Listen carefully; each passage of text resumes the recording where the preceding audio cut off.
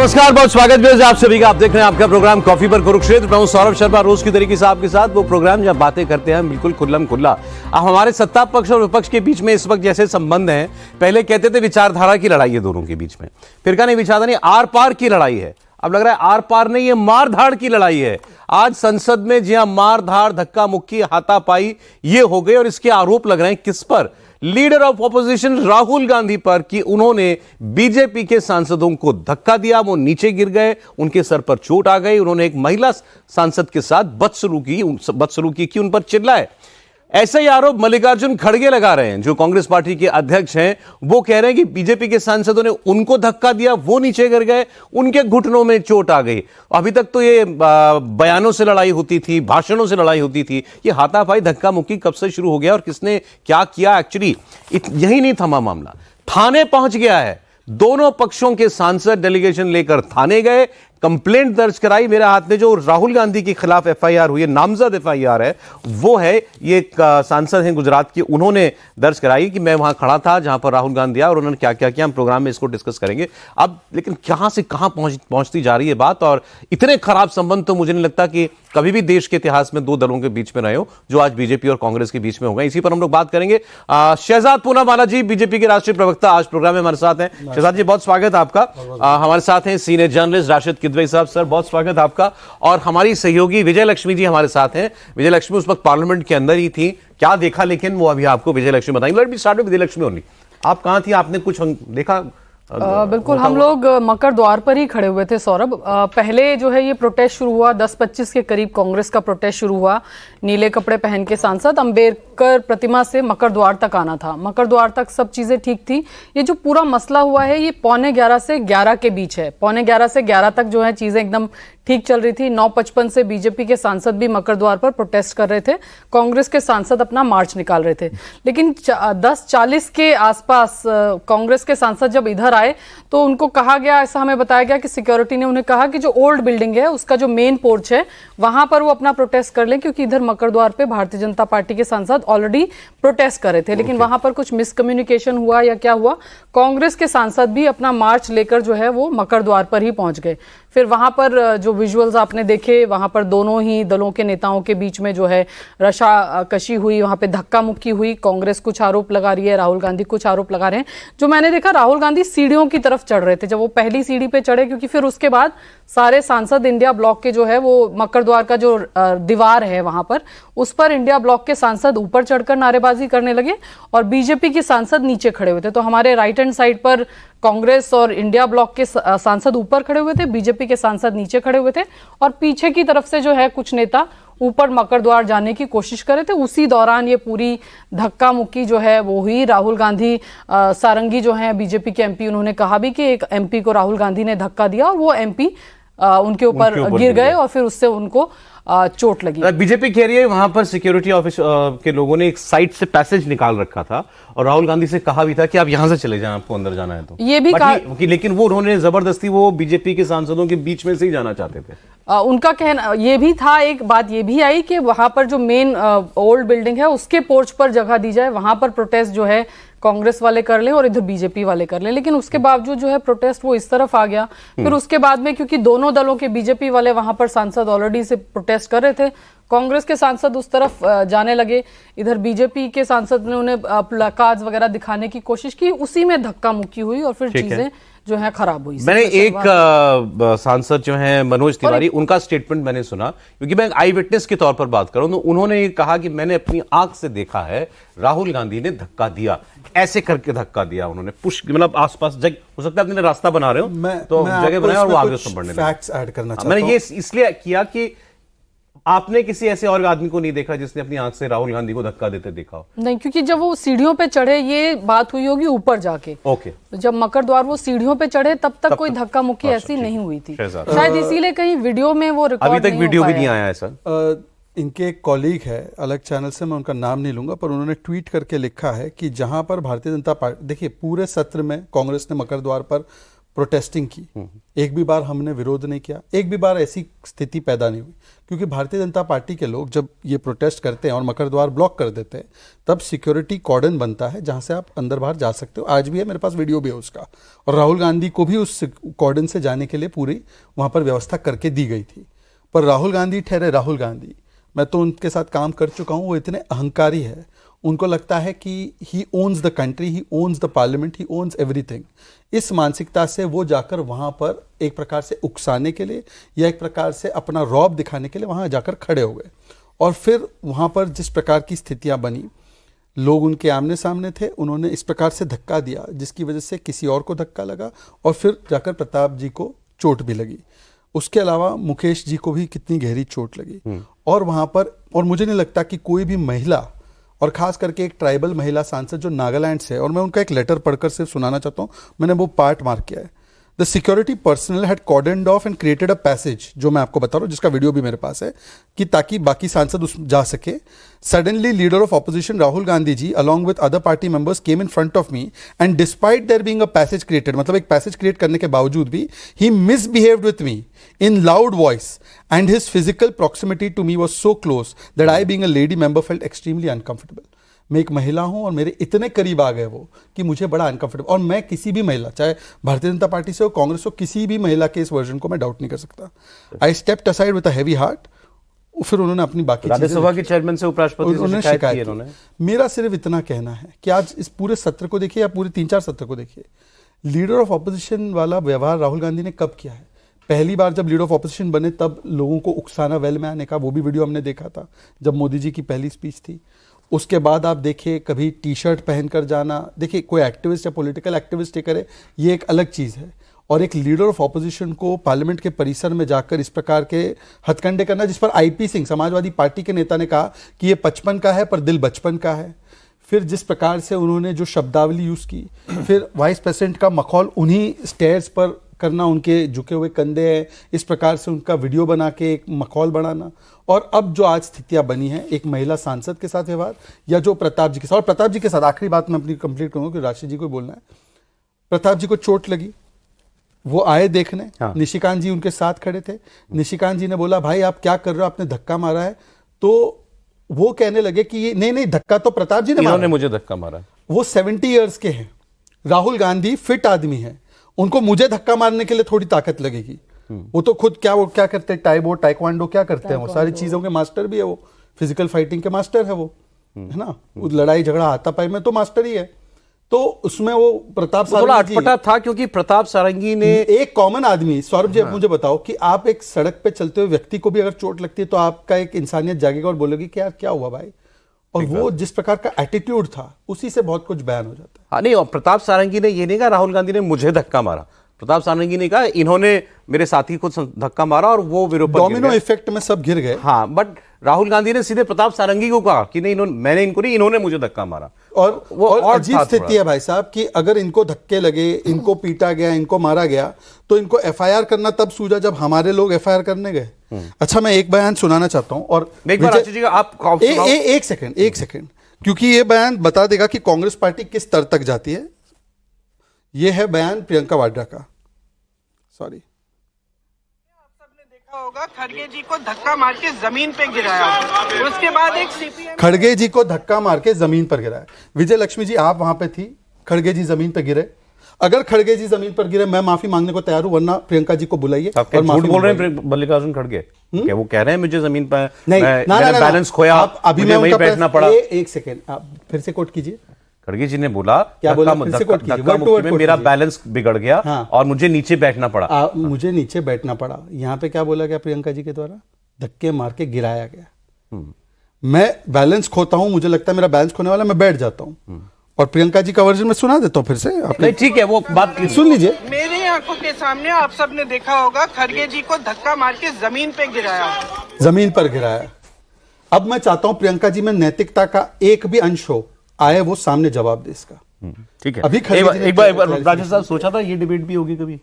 बहुत ही सौरभ, बहुत ही दुर्भाग्यपूर्ण बात है। और जिस तरीके से उसके बाद भी जो जिस तरीके से चर्चा हम कर रहे हैं वो उससे ज़्यादा दुर्भाग्यपूर्ण है। देखिए, सांसदों का काम है कानून बनाना, कानून का इम्प्लीमेंट करना। वो देश की सबसे मतलब महत्वपूर्ण एक स्थान है, और वहाँ के जो सांसद चुने हुए आते हैं, वो चुने हुए सांसद आज जैसे जैसे सड़क गली में वो भी जो लोग जिनको हम अभद्र समझते हैं उस तरीके का जो आचरण है वो होता है। गली मोहल्ले की लड़ाई जैसे। जी हाँ, उसके अलावा जो उससे ज़्यादा वो है कि आप देखिए, अगर यही घटना अटल बिहारी वाजपेयी के समय होती तो हो सकता है कि दोनों दल के जो बड़े नेता हैं वो माफ़ी तलाफी करते, अपने खेद प्रकट करते, अपने आप को कहते कि हम जो है हमारे लोगों को ऐसा नहीं करना चाहिए था, हमारे सांसदों से कोई भूल चूक हुई है तो माफ़ करिए, एक दूसरे का आचरण होता। आज हम किस बात पे बहस कर रहे हैं कि कोई आदमी नहीं कि कोई व्यक्ति वो अपना अगर बैलेंस खोता है तो क्या वो गिरा, प्रियंका को हो सकता है ये भाव रहा हो कि उन्होंने देखा सामने कि वो बैलेंस अपना लूज कर रहे हैं, जमीन पे जा रहे हैं, उसका कहने का कि वो गिर रहे थे। अब उसके बात ये हो रही है कि आप कह रहे हैं कि साहब वो गिर नहीं रहे। प्रियंका गांधी ने इस बात की गलत बयानी से काम ले रही है कि वो तो अपना बैलेंस लूज कर गया था। बैलेंस आदमी अपने आप थोड़ी ना लूज करता। देखिए, जहां तक ये सारी की सारी, अब देखिए शहजाद, मैं आपकी आलोचना नहीं कर रहा हूं, मैं एक बात को चिन्हित करने का कोशिश का प्रयास कर रहा हूं कि जो ट्रस्ट डेफिसिट है एक दूसरे की, मतलब ये सांसद जो है खून के प्यासे हैं। बिल्कुल, ये लोकतंत्र की किसी भी तरीके को बात नहीं मानते, ये हम दुश्मनी है। अगर हम ये मान के चल रहे हैं कि नेता प्रतिपक्ष जो है वो दबंगाई कर रहा है, गुंडा है, इस तरह की बातें अगर किसी की सोच होती है, मैं नेता प्रतिपक्ष की बात नहीं कर रहा हूं। जब उमर अब्दुल्ला ने कहा कि मैं राहुल गांधी को जानता हूं, राहुल गांधी ऐसा नहीं कर सकते, निशिकांत दुबे जी की बात को आपने एक सेंटेंस उनका उल्लेख किया, दूसरे सेंटेंस का उल्लेख नहीं किया, बार बार उन्होंने कहा था कि आपको शर्म नहीं आती, तो राहुल गांधी वहां से हट के चले गए। हो सकता है मुझे लगे कि वो अच्छा है, उन्होंने उस बात को आगे नहीं बढ़ाया। लेकिन यहां पर देखिए शहजादा, आप मुझे ये बताइए, आप एक राजनीतिक प्रतिनिधि हैं, ऐसा समय आता है कि जब हमारी सुरक्षा की तो चूक होती है, सुरक्षा के साथ वो वीडियो भी गायब हो जाता है। आज तक हमें नोट की गड्डी जो पार्लियामेंट में आई, आप जानती है 16 कैमरे 18 कैमरे लगे हैं, आज तक वो नोट की गड्डी किसकी थी पता चला नहीं। मैं आपसे एक एक करके और इसी तरीके से आज की बात महत्वपूर्ण विषय उठाए हैं, मैं एक एक करके बात रखता हूं। सबसे पहले मुझे बताइए कि पिछली बार कब आपने देखा कि एक व्यक्ति जो लीडर ऑफ ऑपोजिशन के पद पर आसीन है वो सभापति का मिमिक्री करने का काम करते हैं? आप मुझे बता दीजिए। मैं बोल रहा हूं, सर सुनिए। चलिए, बीजेपी और कांग्रेस की लड़ाई है, झगड़ा, एक दूसरे के खिलाफ ताने मारते हैं, एक दूसरे को अलग अलग चीजें बोलते हैं। निशिकांत जी ने कुछ राहुल को बोला, राहुल ने निशिकांत जी को कुछ बोला, पर चेयर के प्रति हम तो बहुत साल तक रहे ना ऑपोजिशन में। इंदिरा जी ने तो जेल डाल दिया ना इमरजेंसी में, तो आधे विपक्ष 90% विपक्ष को, फिर भी चेयर का इस प्रकार का मजाक उड़ाया गया। आप बता दीजिए सोचकर। दूसरी बात, इलेक्शन कमीशन चुनाव हारते हैं तो इलेक्शन कमीशन केफ और कुत्ता यूज किया जाएगा। नाना पटोले ने, ये किसके प्रति अविश्वास है? ये मोदी जी के प्रति नहीं, ये इलेक्शन कमीशन के प्रति। जुडिशरी अगर संबल में कोई फैसला सुनाए तो आग लगा देगी जुडिशरी, किसके प्रति अविश्वास है? राष्ट्रपति को राष्ट्रपत्नी कहना है, किसके प्रति अविश्वास है? मैं तो कह रहा हूं कि मोदी से लड़ो, शहजाद से लड़ो, बीजेपी से लड़ो। इस लड़ाई को आप देश की संस्थाओं के खिलाफ ले जाते हैं और फिर आपको अगर कोई काउंटर करता है तो आपका अहंकार चरम पर। और आखिरी बात मैं कहना चाहता हूं, आपने बोला कि चलिए उन्होंने तो, अब प्रियंका जी के बोलने का भाव समझो, तो अमित शाह जी के भी तो बोलने का भाव समझना चाहिए था। आप 12 सेकंड का काट कर एक फेक नैरेटिव लगाते और खड़गे जी बोलते देश में आग लग जाएगी, ये रिस्पॉन्सिबल बिहेवियर है। अच्छा, वो नैरेटिव फेक था या क्या था, उस पर भी हम लोग बात कर लेंगे। अच्छा, देश में तो आग नहीं लगाई, पार्लियामेंट में तो आग लगा दी। 12 सेकंड ने आपको इतना परेशान कर दिया कि आज आपको ये सारा ड्रामा रचना पड़ा। राहुल कतई नहीं, ऐसा कतई नहीं है सौरभ जी। उन 12 सेकंड के चक्कर में इन्होंने 12 साल अपने ऊपर जो है ना तोहमत ले ली है। हर रोज हम जाकर घर में बताएंगे कि आंबेडकर जी को किस परिस्थिति में कैबिनेट से छोड़ना पड़ा। हम हर रोज घर जाकर बताएंगे कि आंबेडकर जी के साथ क्या व्यवहार किया था नेहरू जी ने, और किस प्रकार का मखौल उड़ाते हुए एडवीना माउंटबेटन को लेटर लिखा था कि देखो ये आंबेडकर को ड्रॉप आउट कर दिया हमने कैबिनेट से। हम हर रोज जाकर दिखाएंगे। प्रेशर में नहीं है, दबाव बिल्कुल प्रेशर में नहीं है। लोकसभा चुनाव में आपको ऐसा ही नुकसान हो गया था, आरक्षण वाला मामला। ये महाराष्ट्र और हरियाणा में भी यही दुआ कर रहे थे। आ गया ना जवाब। हम सब एक है और हम सब सेफ भी हैं। अब ये एकता और सेफ्टी में कोई दरार नहीं डालने वाली। ये चाहे जितनी टी शर्टें पहन ले ब्लू रंग की। मानते जय भीम को? चलिए इनसे पूछे, इनके ही मंत्री थे महाराष्ट्र में नितिन राउत, उन्होंने पता है क्या बोला?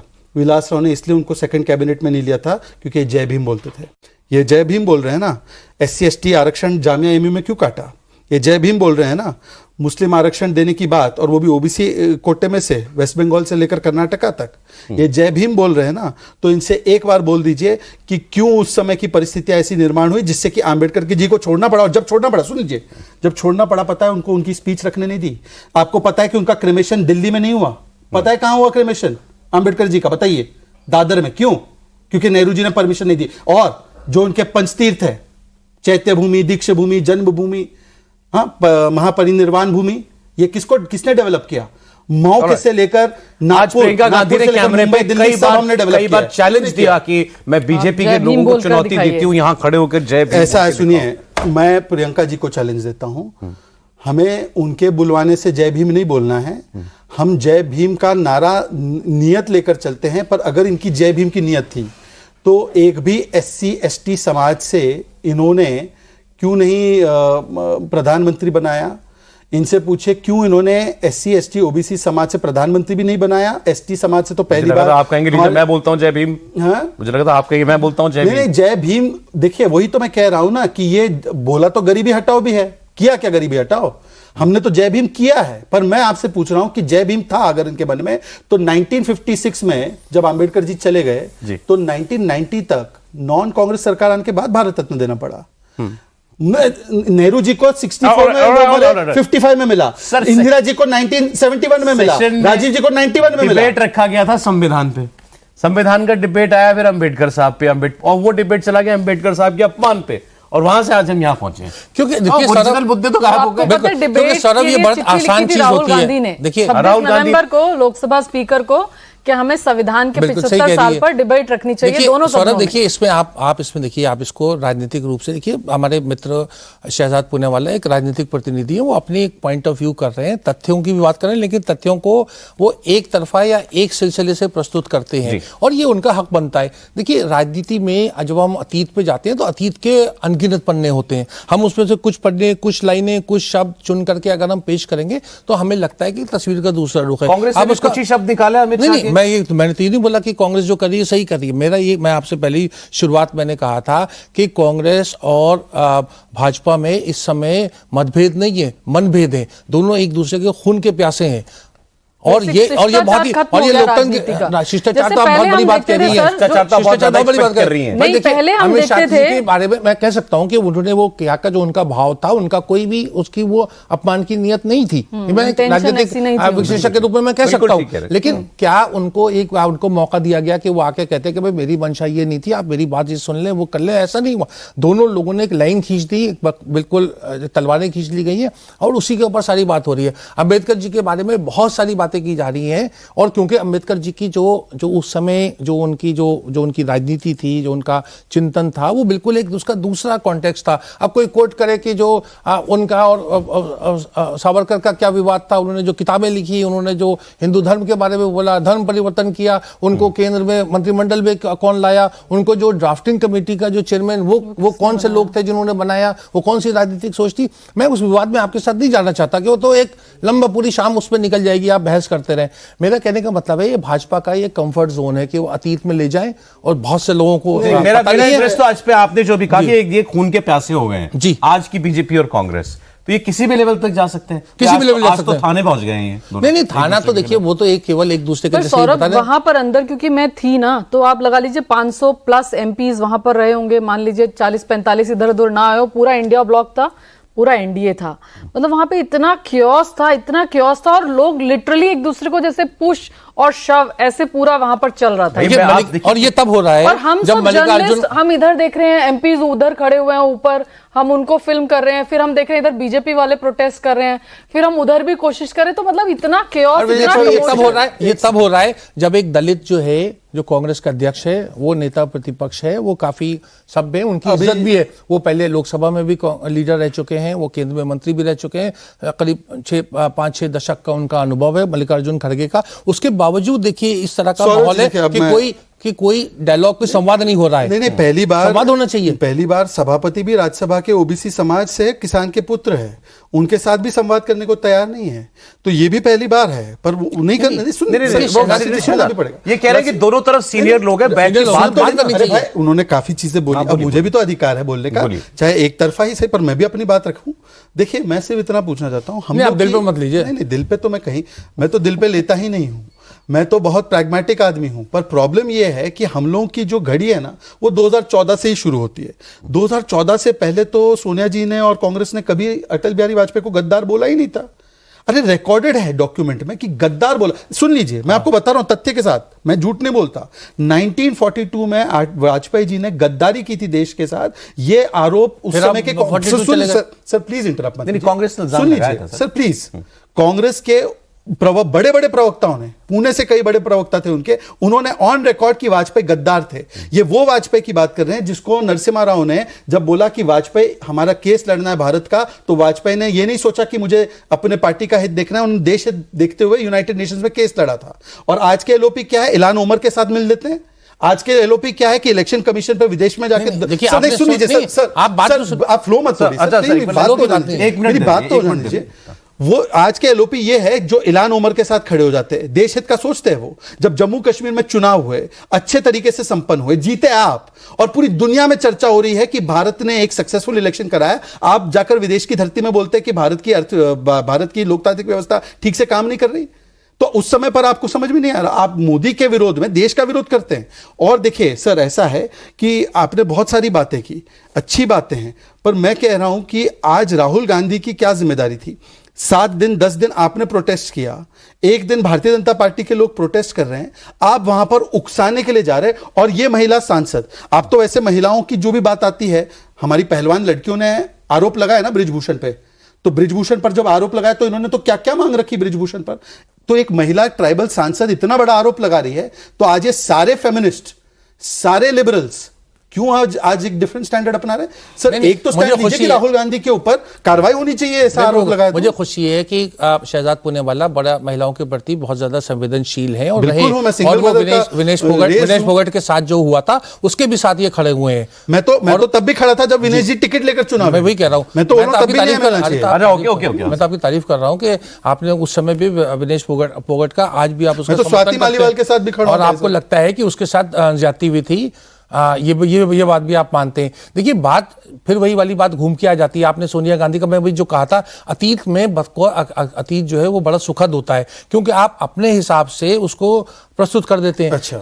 जब पार्लियामेंट के ऊपर सुनिए, एक बात बोली, आपने बात मुझे पूरी बात कर दी, एक बात तो पूरी कर लें, दो एक बात बोली, इनका पॉइंट तो आ जाए, अपनी मेरी बात तो कह दीजिए, फिर आप भाई जिस दिन पार्लियामेंट के ऊपर हमला हुआ, उस दिन जो था, सोनिया गांधी ने फोन किया सबसे पहले अटल बिहारी वाजपेयी को, प्रधानमंत्री को, कि अटल जी आप ठीक ठाक हैं। इसको अटल जी ने खुद सदन में आके कहा कि आज मुझे सबसे अच्छा ये लगा कि मुझे जो नेता प्रतिपक्ष हैं उन्होंने मुझे फोन करके सबसे पहले मेरा हाल पूछा। तो ये हमारी एक परंपरा है, आपकी बात बिल्कुल सही है। इसी तरीके से आपकी बात बिल्कुल ऐसे अनेक उदाहरण मैं दे सकता हूँ। सोनिया गांधी को भी उन्होंने लीडर ऑफ अपोजिशन थी, उनको यूएस भेजा था आपकी बात अटल बिहारी वाजपेयी सरकार ने। आपकी बात बिल्कुल सही है। जब पाकिस्तान के ऊपर 1971 में हमला हुआ तो वाजपेयी जी प्रूफ मांगने नहीं गए थे सेना से, तब सेना ने जो बोला हमने स्वीकारा। यहां पर सेना डीजीएमओ अनाउंस करती है सर्जिकल स्ट्राइक, इंदिरा गांधी को मां दुर्गा कहा था, वो तो विवादित है कि कहा था,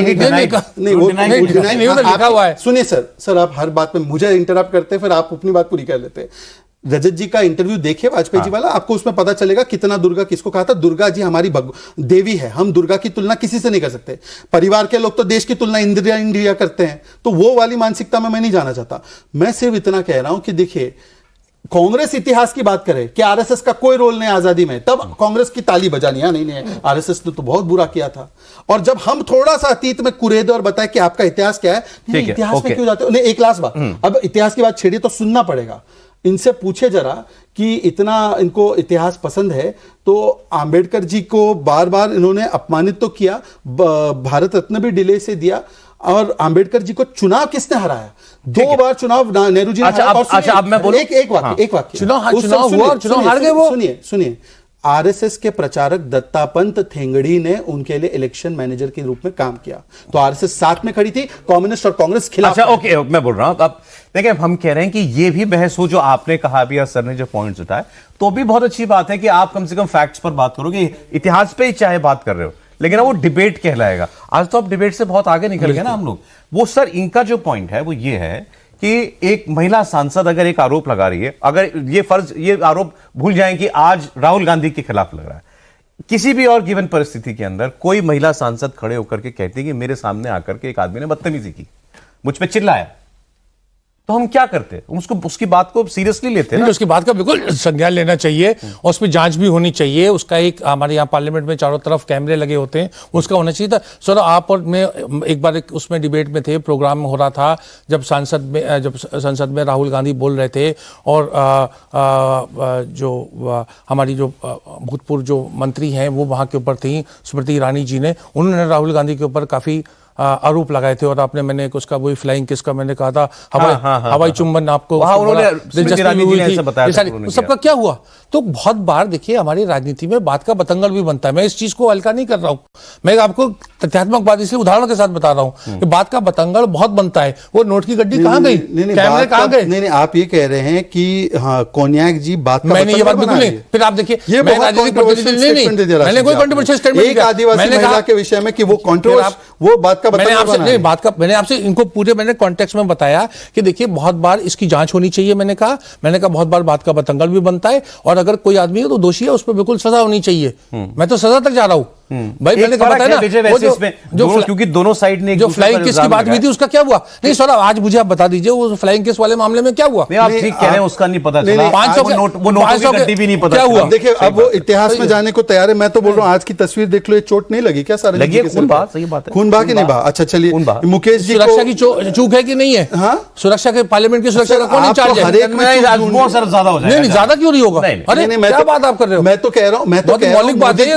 नहीं सर, मैं आपको बता रहा हूँ, मोदी जी की चूक है वो प्रधानमंत्री बन गए, जनता की चूक है प्रधानमंत्री बना दिए। राहुल जी को प्रधानमंत्री बनाते तो नौबत ही नहीं आती। नहीं राशि जी, सिक्योरिटी फेलियर है कि नहीं है? जो आप वहां थी, अंतर ये है दोनों इस तरफ के एलिगेशंस में, इधर से 4 लोग ऐसे हैं जो सीधा नाम लेकर राहुल गांधी के खिलाफ कंप्लेंट कर रहे हैं। 2 ने तो चिट्ठी, एक ने एफआईआर की है और एक ने, ये जो महिला सांसद हैं, इन्होंने उपराष्ट्रपति को चिट्ठी लिखी है।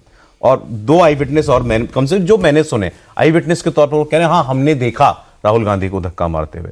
उधर से जो खड़गे साहब का कंप्लेंट है वो जेनरिक कंप्लेंट है कि नामजद नहीं, वो नामजद नहीं है कि हाँ मैं वहां पर धक्का मुक्की हो रही थी। ये मैं सिर्फ इसलिए कह रहा हूं, ये राहुल गांधी के लिए थोड़ा मैटर सीरियस लगता है, कॉम्प्लिकेट हो जाता है, थोड़ा कॉम्प्लेक्स हो जाता है उनके लिहाज से अगर चीजों को आप देखेंगे तो। अरे सर राशिद साहब को जाना है सर, बहुत शुक्रिया सर, थैंक यू, आप प्रोग्राम में आए, बहुत शुक्रिया सर जी, प्लीज। हाँ, ये मुझे लगता है कि राहुल गांधी का जो जिस तरह से राहुल गांधी गए भी, जब सारंगी जी को चोट लगी थी तो वहां गए, फिर हमने देखा वो वीडियो आया, निशिकांत दुबे कुछ उनको कह रहे हैं आपको शर्म आनी चाहिए। और निशिकांत दुबे बहुत एजिटेटेड थे क्योंकि और वहां पे एक महिला सांसद भी सारंगी जी नीचे बैठे हुए थे सर पकड़ के और खून बह रहा था सर, खून बह रहा था। कांग्रेस के आरोप थोड़े जेनरिक लगते हैं, वो किसी एक सांसद का नाम लेकर नहीं कह रहे हैं, जनरल कह रहे हैं, चाहे प्रियंका हो चाहे राहुल हो। क्योंकि जो कांग्रेस का कंप्लेन है जिसमें उन्होंने स्पीकर को कंप्लेन किया, उसमें भी कहा है 3 बीजेपी के सांसदों ने राहुल गांधी और मल्लिकार्जुन खड़गे के साथ धक्का मुक्की की और वो सांसद उन्हें ऊपर पार्लियामेंट में जाने से, मकर द्वार से अंदर पार्लियामेंट में जाने से रोक रहे थे। तो किसी को नाम लेकर के कांग्रेस ने, मैंने वो एक तस्वीर मुझे क्योंकि वीडियो भेजा था हमारे सहयोगी ने, पवन ने, अंदर का वो थोड़ा हाइट से लिया हुआ वीडियो है, वो पुरानी बिल्डिंग से लिया हुआ, उसमें क्या वो ये दिखता है जैसा आप डिस्क्राइब कर रहे हैं कि इधर हाँ इसमें ऊपर से एक पैसेज राइट साइड में दिखाई देता है, दिख रहा है ये लेकिन देखिए मुझे जो लगा अब, लेकिन ये जरूरी नहीं है कि सामने कांग्रेस वालों को ये पता हो कि यहाँ रास्ता है। नहीं, मैं आपको बताता हूँ क्यों ये नहीं, मुझे लगता है यहाँ पर दोनों को रहा होगा, कांग्रेस को भी लगा होगा कि ये प्रोटेस्ट कर रहे हैं तो हम इनको वहां से चुपचाप ना निकल जाएं, तो शायद ये भी दिखाना चाहते हैं, वो फेस करना चाहते थे, फेस ऑफ करके तब हम जाएं। नहीं, तो मुझे लगता है पैसेज का उनको पता होगा, लेकिन वो फेस ऑफ करना चाहते थे क्योंकि नारेबाजी हो रही थी। को रॉन्ग प्रूव करता हूँ, 2 वीडियो है, इसमें एक वीडियो में देखो राहुल गांधी उसी पैसेज में खड़े, मैं आगे चलाऊंगा, अब ये देखना ये राहुल गांधी है इसी पैसेज। हाँ, ये तो ऊपर पहुंच भी गए फिर। हाँ। ये यहीं पे धक्का, ये जो चोट वोट लगी है ना, ये यहीं हुआ है। ये पैसेज यहाँ पे था, थोड़ा ऐसे कर देंगे तो कैमरा भी देख लेगा ना। आप देखिए अभी जो सौरभ जी ने बताया वो पैसेज इसी साइड पे क्रिएटेड था। ये राहुल गांधी, ये जो गोरे गोरे दिख रहे हैं ये राहुल गांधी, गोरे गोरे दिख रहे हैं। नहीं अब और कैसे आइडेंटिफाई करूं, मतलब जो भारतीयों के बीच थोड़े गोरे दिख रहे हैं, वो राहुल गांधी है। तो ये राहुल गांधी यहाँ पे खड़े थे, उनके पास अपॉर्चुनिटी था, वो चुपचाप निकल जाते।